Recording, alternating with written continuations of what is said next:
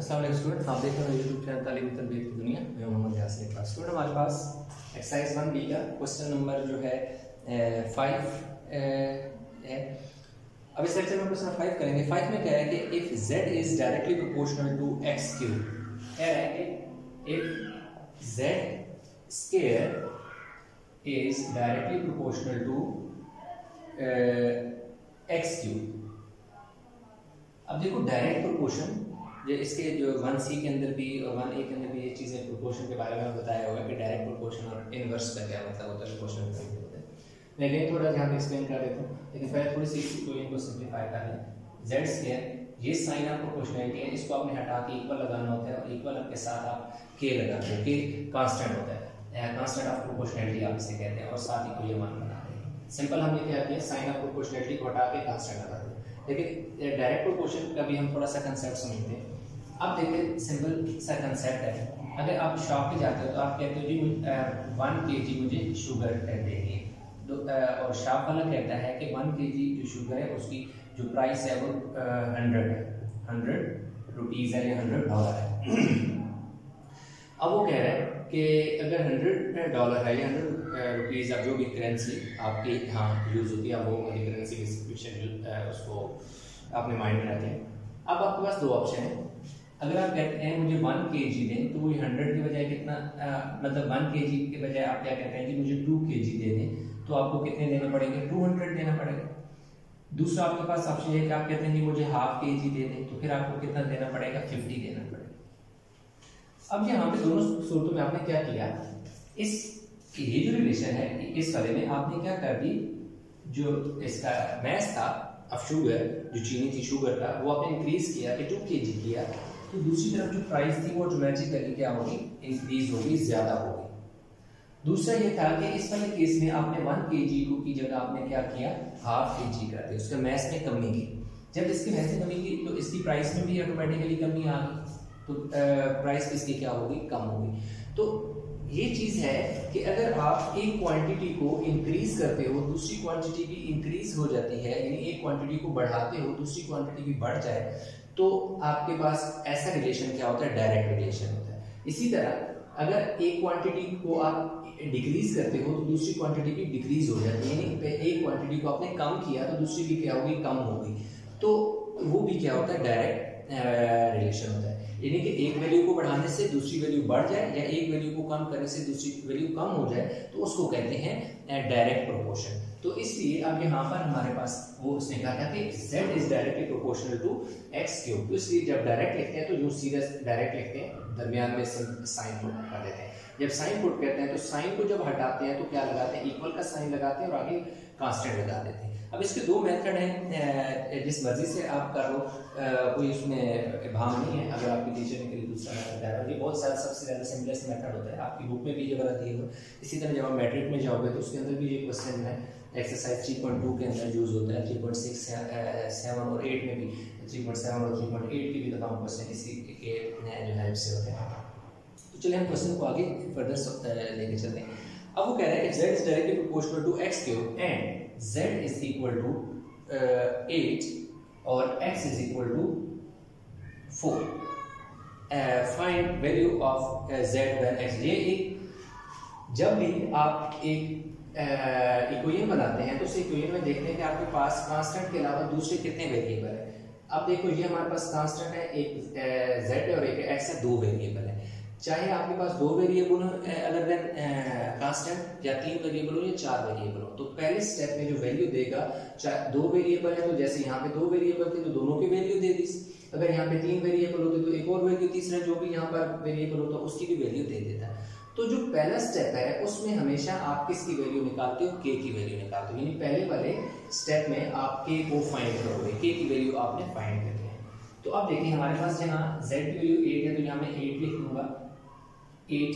अब z के ऊपर स्क्वायर है तो इसकी वैल्यू के ऊपर भी स्क्वायर आ जाएगा। आगे इक्वल का साइन k की जगह देखो मेरे पास कुछ कांस्टेंट है, मैंने कांस्टेंट लगा के आ गया x क्यूब, तो x की जगह देखो मैं 4 लिख दूंगा और ऊपर क्या डाल दूंगा, क्यूब डाल दूंगा। अब मेरे पास क्या है, 8 का पावर 2 का मतलब है कि 8 2 टाइम है, तो जब 2 टाइम 8 का मतलब है कि 8 8 से क्या हो जाएगा, 64 हो जाएगा, और 4 की पावर 3 का मतलब है कि 4 मेरे पास क्या है, 3 टाइम है। तो ये 64 हो जाएगा और यहाँ पे भी कितना हो जाएगा 64 हो जाएगा। अब क्योंकि ये इधर मल्टीप्लाई हो रहा है, ए के साथ इसमें इधर आके डिवाइड हो जाना है और कैंसिल हो जाना है मेरे पास, तो 1 आ जाएगा, तो k इज इक्वल टू 1। तो यूँ मेरे पास k की वैल्यू क्या आ गई 1। अब कहता है इसका दूसरा पार्ट कह रहा है जो इसी क्वेश्चन में वो फर्दर कहता है, कह रहे फाइंड z, कह रहे z को आपने क्या करना है फाइंड करना है, जबकि x कह रहा है मैं आपको दे रहा हूँ 9, x कह रहा है मैं 9 दे रहा हूँ, तो x 9 दे रहा है, तो k हमारे पास हमने भी फाइंड किया 1। देखिए हमारे पास टोटल इक्वेशन के अंदर 1 2 3 वेरिएबल है, 3 वेरिएबल में हमारे पास 2 गिवन है, तीसरा हमने फाइंड करें, इनफैक्ट 2 वेरिएबल है, तीसरा कांस्टेंट है, तो एक वेरिएबल और एक कांस्टेंट हमें पता है, और दूसरा ये वेरिएबल हमें पता है और ये कांस्टेंट की वैल्यू भी हमें पता है, हमें ये वेरिएबल फाइंड करना है, तो ये वैल्यू x की और k की वैल्यू इसमें पुट करेंगे। अब देखिए ये क्या है, फ्रॉम वन बेशक अपना इक्वेशन अगेन लिखें, फ्रॉम वन इनिशियल इक्वेशन से z square is equal to kx cube. अब z जो z है, z की वैल्यू क्या है नहीं है, हमें फाइंड करना है, तो z square as it is आ जाएगा। आगे क्या है k की वैल्यू क्या है 1, देखो मैंने 1 लिख दी k की जगह, आगे मल्टीप्लाई का साइन डाल देता हूं, x की जगह मेरे पास क्या है 9, तो 9 के ऊपर क्या है क्यूब है, देखो 9 के ऊपर क्यूब आ गया, तो अब मेरे पास क्या आ गया ये z square is equal to 9 1 9 हो जाएगा, तो ये 729 हो जाएगा। कैसे 9 का मतलब है 9 3 टाइम, 9 क्यूब का मतलब है 9 3 टाइम, तो ये देखिए 9 9 और 9 अगर 3 टाइम हो तो क्या हो जाता है 9 9 81 मल्टीप्लाई बाय 9, 9 1 9 9 8 72, मैंने तो इस तरह दिमाग में डायरेक्ट मल्टीप्लाई कर लिया था 81 को 9 से 729 आ गया। अब मेरे पास क्या आ जाएगा, दोनों तरफ taking square root on both side, इधर भी स्क्वायर रूट ले लूंगा, इधर भी स्क्वायर रूट, z कट जाएगा, तो z इज इक्वल टू मेरे पास कितना आना चाहिए जी, I think 27, let me check, फिर 27 को 27 से मल्टीप्लाई करने से यही चीज बननी चाहिए, 7 7 14 एंड 4 7 2 14 एंड 4 18 हो जाएगा जी, और 14 1 के 5 9 12 1 5 6 7, यस, तो 27 इसका क्या आ जाएगा हमारे पास आंसर आ जाएगा, z की वैल्यू हमारे पास कितनी आ गई 27 आ गई। तो ये हमारे पास क्वेश्चन था जी 5। इसके बाद हम क्वेश्चन 6 भी करते हैं। आगे इसे क्या करें कि वीडियो को पास कर स्क्रीनशॉट ले। अभी हमारे पास आ गया क्वेश्चन नंबर 6।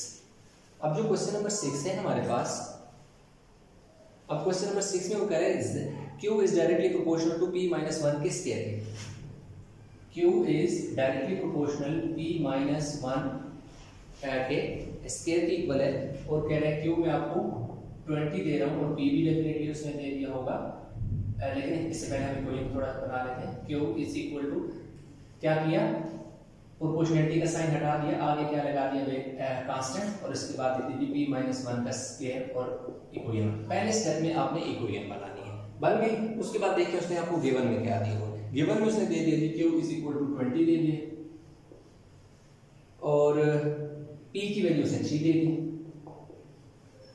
आगे P की और Q नेक्स्ट उसका पार्ट है, बाद में करते हैं, पहले ऐसा है क्वेश्चन को वो कंप्लीट करें। ये दोनों वैल्यूज में पुट कर दें, Q है, Q की जगह देखो 20 है, ये देखो Q है, Q की जगह Q की वैल्यू जो हमारे पास 20 वो पुट की, आगे इक्वल का साइन, K हमने फाइंड करना है, P है, P की जगह देखो क्या पुट करेंगे 3 minus 1 और ऊपर स्क्वायर, ये 20 हो जाएगा, K 2 में से 3 में से 1 गया 2 स्क्वायर 20, K 2 का जो स्क्वायर है, 2 का स्क्वायर मतलब 2 टाइम है, 2 मल्टीप्लाई बाय 2 कितना हो जाएगा 4। अब हमें K चाहिए, 4x फालतू है, 4 इधर आके इसके नीचे डिवाइड हो जाना है 20 के नीचे, तो K की वैल्यू 4 5 20, तो K इज इक्वल टू हमारे पास कितना आ गया जी 5 आ। अब पार्ट 2 में कह रहा है कि फर्दर जो कह रहे थे फाइंड वैल्यू ऑफ p, कह रहे हैं कि p की वैल्यू फाइंड करें, q जो है वो आपको मैं दे रहा हूँ दैट इज 80, कह रहे 80 दे रहा हूँ, और k हमें पता है 5 है, हम क्या लिखेंगे फ्रॉम इक्वेशन 1, यानी इस इक्वेशन को हमने ले लेंगे, क्या है q is equal to k into p minus 1 का स्क्वायर। अब जो जो इस इक्वेशन में हमें पता है वैल्यू वो पुट कर देंगे, क्यों हमें पता है कितना है जी 80, तो क्यों की जगह में देखो मैंने 80 पुट कर दिया, इक्वल का साइन इसी तरह, k हमें पता है दैट इज 5 और p फाइंड करना है, तो इसलिए p माइनस 1 का whole square as it is है। अब 5 मल्टीप्लाई हो रहा है तो इसमें इधर इसके नीचे आके क्या हो जाना है डिवाइड हो जाना है, इधर आके डिवाइड हो गया और p माइनस 1 का क्या आ गया, स्क्वायर आ गया। 5 1 are 5 6 are 30, यानी 5 का टेबल 5 का टेबल 80 पे 16 टाइम जाता है, तो हमारे पास क्या आ जाएगा, ये 16 is equal to p minus 1 का स्क्वायर। इसको मैं प्रॉपर ऑर्डर में लिख लेता हूँ, इसको इधर लिख देता हूँ, p माइनस 1 का स्क्वायर इज इक्वल टू 16। अब क्या है कि एक और चीज आपके ज़हन में होगी, देखें जी ये वाला इस तरफ आया तो ये वाला उस तरफ गया, तो इनके साइन क्यों नहीं चेंज? देखो जब ये वाला इधर आएगा तो इसके साथ भी माइनस होगा, इधर जाएगा तो उधर माइनस होगा, तो माइनस माइनस कट जाता है, प्लस हो जाता है। तो आप लिख सकते हो दोनों को आप दोनों शफल करते हो तो साइन चेंज करने की जरूरत नहीं पड़ती। अब taking square root on both side, taking square root on both side, इन दोनों तरफ स्क्वायर रूट हम लेंगे। ये कट गया, p minus 1 is equal to कितना आ गया जी, प्लस माइनस 4 आ गया। इसका सिर्फ स्क्वायर रूट हमने खत्म किया तो हमारे पास क्या आ गया, प्लस माइनस 4 आ गया। अब प्लस माइनस 1 क्यों लिखा, क्योंकि देखिए हमारे पास ये जो माइनस है ना, जब उधर जाएगा तो इसमें वेरिएशन आएगी, दो वैल्यू हमारे पास है। स्क्वायर रूट को जब हमने उड़ाया तो हमारे पास जब भी हम खत्म करते हैं तो पॉसिबिलिटी हमारे पास होती है। अब दो इक्वेशन बनेगी, p minus 1 is equal to 4, p minus 1 is equal to minus 4। इन्हें ये जो हमारे पास p माइनस 1 है, एक दफा प्लस के 4 के इक्वल होगा और एक दफा माइनस के 4 के इक्वल होगा। तो अब देखें p ये इक्वल का साइन 4, ये जो माइनस 1 है जब उस तरफ गया तो प्लस हो गया, तो p की वैल्यू हमारे पास कितनी आ गई है, 5 आ गई। दूसरा p is equal to minus 4 is equal to minus 4, ये जो माइनस 1 है जब उधर जाएगा तो प्लस 1। अक्सर स्टूडेंट क्या करते हैं कि जब इधर लेके जाते हैं तो साइन इसका चेंज किया होता है, इसका साइन चेंज नहीं किया होता। तो देखो साइन उस नंबर का चेंज होगा जो इक्वल से दूसरी तरफ जाएगा। तो ये देखो इक्वल इसी तरह, माइनस इसी तरह, 4 इसी तरह, ये जो माइनस 1 है ना ये उस तरफ गया ना, तो साइन तो इसका चेंज होने, तो हमारे पास p is equal to minus 3 आ गया। 4 में से 1 गया 3, 4 इज ग्रेटर देन 1, इसलिए 4 के साथ जो साइन है दैट इज माइनस, तो आंसर के साथ माइनस आएगा। तो इस तरह